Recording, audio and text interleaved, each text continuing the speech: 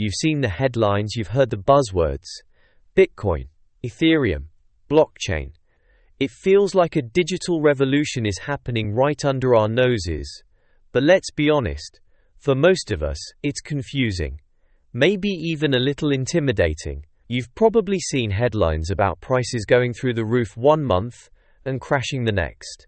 Some people swear crypto is the future of money, while others dismiss it as a scam. But what if you could finally get what it's all about?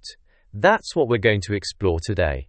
My goal is to strip away the hype and explain, in plain English, what cryptocurrency really is, how blockchain technology works, and why it has so many people excited about the future. Along the way, we'll dive into Bitcoin, Ethereum, and Solana, three of the most important cryptocurrencies, and break down what they actually do and how they're different. By the end of this, you'll have a solid foundation to make sense of the crypto world. At its core, cryptocurrency is simply digital money. But here's the key difference. Unlike the dollars in your bank account, crypto isn't issued or controlled by a government or a central bank. It's completely decentralized, running on a system that no single person or company owns. Imagine how you send a text message. You don't need to go through the post office. You just type and send, and it arrives instantly. Crypto works in a similar way. Instead of waiting for a bank to approve and process your payment, you can send value directly to someone else, anywhere in the world, 24 hours a day, 7 days a week. This makes cryptocurrency fast, global, and in many cases, cheaper to use than traditional systems. But to really understand why it works, we need to talk about the technology behind it, the blockchain. So what is blockchain? Well, imagine it like a digital notebook, but instead of being on one computer, this notebook is copied and shared across thousands of computers all over the world. Every time someone wants to add a new entry, let's call it a transaction, it gets sent out to everyone in the network. These network participants, or nodes, all check the transaction to make sure it's legit. Once they agree, it's added as a new block of information. This block is then cryptographically chained to the previous one. And that's it. A chain of blocks. Here's why this is a game changer. Because everyone has the same copy of the notebook, it's incredibly hard to cheat. To change a transaction, you'd have to alter not just your copy, but thousands of others at the exact same time, which is practically impossible. This is what people mean when they say a blockchain is decentralized and immutable. Decentralized means no single person, company, or bank is in charge. The network is run by its users. Immutable means once a transaction is recorded, it's there for good. It creates a permanent, transparent record that anyone can see. This system builds trust without needing a middleman. This is what makes crypto secure. Instead of needing to trust a bank to keep honest records, the system itself enforces honesty. Every computer on the network holds a copy, and they all have to agree before a transaction is approved. That's why blockchain is also described as trustless technology. You don't have to trust a person or an institution. You just trust the math. So we know the network has to agree on transactions, but how do they actually reach an agreement? They use something called a consensus mechanism. The two you absolutely need to know are proof of work and proof of stake. First up, proof of work, or POW. This is the original, made famous by Bitcoin. Think of it as a massive, global race to solve a ridiculously complex math puzzle. Computers, called miners, use a ton of processing power to be the first to find the solution. The winner gets to add the next block to the chain and is rewarded with brand new crypto.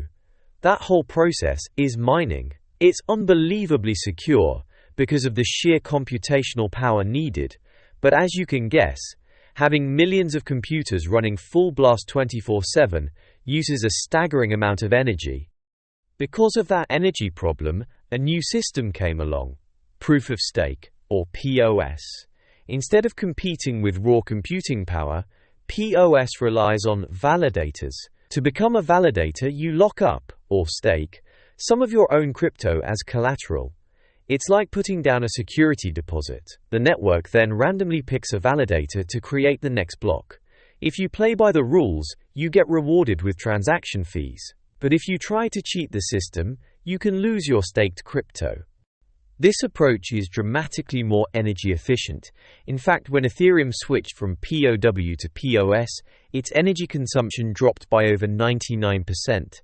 Because it's so much more efficient and scalable, most new blockchains, including Ethereum and Solana, use some form of proof of stake. Now that we've got the basics down, let's talk about the big three you always hear about: Bitcoin, Ethereum, and Solana. They each have a totally different mission in the crypto world.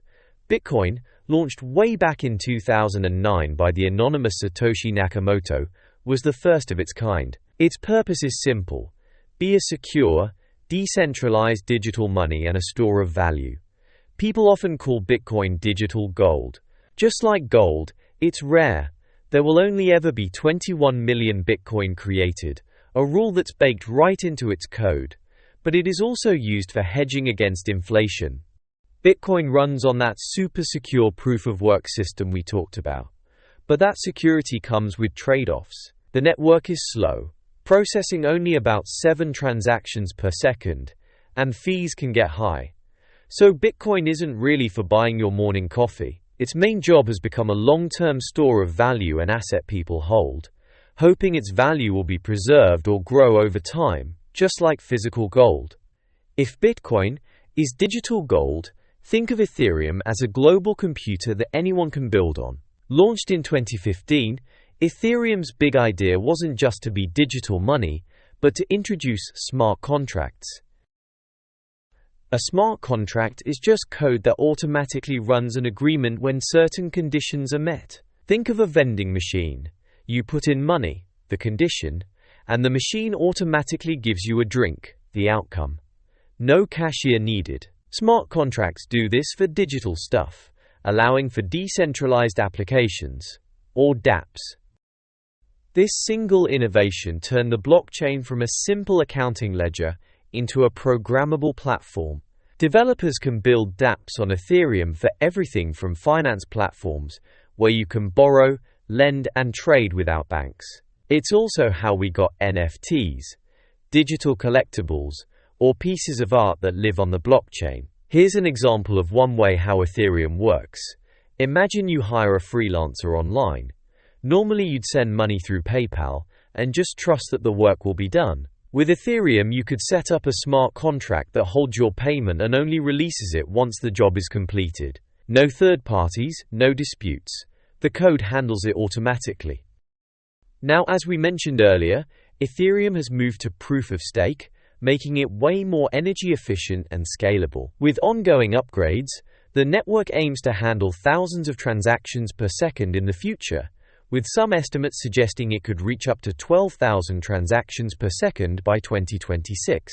Unlike Bitcoin, Ethereum doesn't have a hard supply cap, but the amount of new Ether created is controlled by the network's rules. While Ethereum kicked open the door for dApps, its own success sometimes caused traffic jams and high transaction fees, known as gas fees. That opened the door for a new player designed to fix one thing, and that is speed. Launched in 2020, Solana was built from the ground up to be blazing fast. Its main goal is to power apps that need a massive number of transactions, like real-time games or high-frequency trading. Solana uses proof of stake, combined with a unique secret source called proof of history, POH. Think of POH as a cryptographic clock that timestamps and orders transactions before they're even processed. This lets the network handle an insane number of transactions at the same time. While Bitcoin chugs along at 7 transactions per second, and Ethereum's main layer at about 15 to 30 at present time, Solana can theoretically handle up to 65,000, with real-world averages often hitting between 1,000 and 2,000 trades per second. Plus, transactions usually cost a tiny fraction of a penny, a lot less than Bitcoin and Ethereum transactions. This makes Solana a huge competitor to Ethereum, especially for apps that need instant, cheap interactions. But that speed has trade-offs. The hardware needed to run a Solana validator is more expensive, which has led to criticism that its network is more centralized, although recent upgrades have started to address these concerns. So which one's the best? The truth is, they aren't really competing for the same crown. They're all trying to solve the blockchain trilemma, the constant struggle to balance security, speed, and decentralization. Bitcoin goes all in on security and decentralization, but sacrifices speed. Solana puts the pedal to the metal on speed and scalability, with some trade-offs in decentralization, and Ethereum is trying to thread the needle, evolving to become faster, while keeping its network secure and decentralized. Now, let's be real. Crypto is still young, it's volatile, and there are risks. But just like the early internet, the underlying technology has the power to reshape how we live and interact online. Bitcoin showed us digital money, Ethereum showed us programmable money, and Solana showed us speed and scalability. Together, they paint a picture of what the future might look like. Big companies like Visa, PayPal, and MasterCard are already integrating crypto. Some of the biggest companies in the S&P 500 have just added billions of crypto on their balance sheets, and even governments are exploring their own digital currencies, known as CBDCs. Artists, game developers, and entrepreneurs are experimenting with NFTs and blockchain-based ownership. The potential applications go far beyond finance, into supply chains, healthcare, identity, and beyond. The future probably isn't a winner-take-all fight. It's more likely to be a world with multiple successful blockchains, each specializing in what it does best. Alright, that was a lot of information, so let's have a quick recap. We learned that blockchain is the secure, shared notebook that makes this all possible. We covered the two fundamental consensus mechanisms in blockchain technology: proof of work, the super secure but power-hungry method, and proof of stake, the fast and efficient alternative. Then we met the big three. Bitcoin, the original digital gold, built to be a secure store of value. Ethereum, the world computer, built for developers to create unstoppable apps. And Solana, the speed demon, built for apps that need lightning-fast, cheap transactions. Hopefully, this breakdown has cut through the hype and given you a clear, foundational way to think about crypto. The space is complex, but it's built on ideas that make a lot of sense when you break them down. If this video helped you understand crypto a little better, make sure to like, subscribe, and turn on notifications for more easy-to-follow videos about trading, investing, and the future of money. At the time of making this video, crypto in general has dropped by a staggering 20 to 30%. While others are panicking and selling, keep an eye out for my next video, where I will share how I trade in these kind of situations, and how I manage my trading and investing accounts. As always, stay safe, stay disciplined, and trade wisely.